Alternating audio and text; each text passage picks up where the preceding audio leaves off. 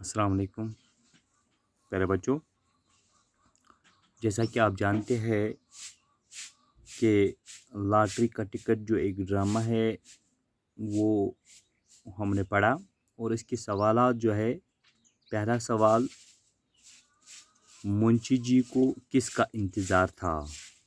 اس سوال کا جواب آپ لکھ لیں گے، منشی جی کو لاٹری کا انعام ملنے کی امید تھی اور اسی کا انتظار تھا۔ دوسرا سوال یہاں پہ ہے، منشی جی کیا منصوبے باندھ رہے تھے؟ منشی جی لاٹری کا پیسہ ملنے پر ایک کوٹھی اور موٹر کار خریدنے کا منصوبہ باندھ رہا تھا۔ اسی طرح اپنے بیٹے کو انگریزی اسکول میں پڑھانے اور گھر میں باورچی رکھنے کے منصوبے بھی اس نے باندھ لیے تھے۔ ڈاکیا کیا پیغام لایا؟ ڈاکیا لاٹری کے انعام کے بجائے بابی جان کے مر جانے کا پیغام لے کر آیا۔ اسی طرح ہے سوال نمبر 4، ڈرامہ لاٹری کا ٹکٹ کی پوری کہانی اپنے الفاظ میں لکھیے۔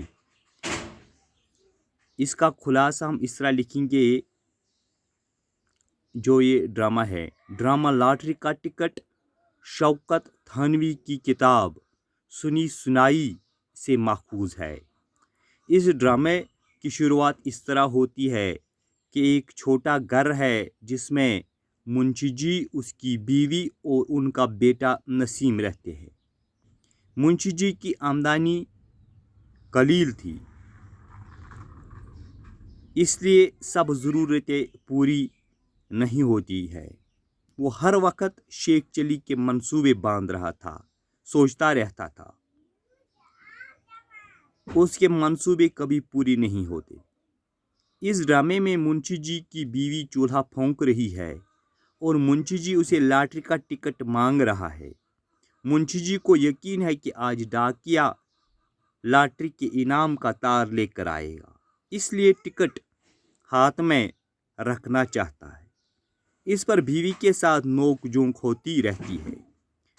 اسی اثنا میں سلیم آ جاتا ہے تو منشی جی کی بے صبری اور خوشی کا راز پوچھتا ہے۔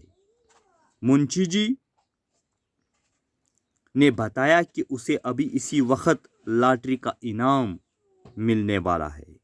ڈاکیا پیغام لے کر آتا ہوگا، میں لکھپتی بننے والا ہوں، نئی کوٹھی اور موٹر خریدوں گا، نوکر چاکر رکھوں گا، بیٹے نسیم کا داخلہ انگریزی اسکول میں کراؤں گا۔ اتنے میں ڈاکیا تار لے کر آتا ہے۔ سلیم نے پیغام پڑھ کر سنایا کہ بابی مر چکی ہے، فوراً آ جاؤ۔ خبر سن کر منشی جی کے منصوبے ختم ہو جاتے ہیں اور خوشی ماتم میں تبدیل ہو جاتی ہے۔ اس طرح یہ ڈرامہ ختم ہو جاتا ہے۔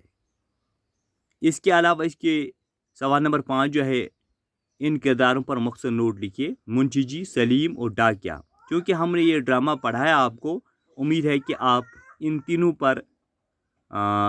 تینوں کرداروں پر مختصر نوٹ لکھیں گے۔ شکریہ۔